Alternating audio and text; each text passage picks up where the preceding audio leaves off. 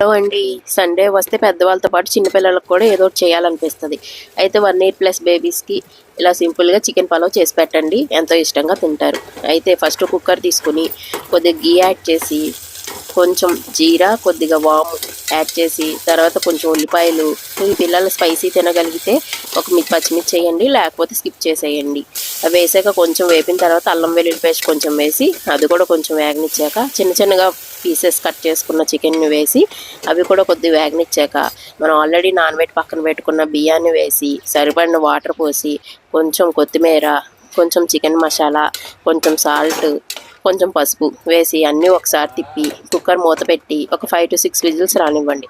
తర్వాత 5 to 6 whistle తర్వాత ఇలా ఉంది. మీ బాబు ఇంకా మెత్తగా తినగలిగితే ఇంకా కొంచెం వాటర్ ఎక్కువ యాడ్ చేసుకోండి. అండ్ ఫైనల్గా ఇలా అయితే సర్వ్ చేసేయచ్చు. ఇష్టపడితే రైతాతో కూడా సర్వ్ చేయండి. థ్యాంక్స్ అండి. అలానే ఛానల్ని సబ్స్క్రైబ్ చేయొచ్చు కదా.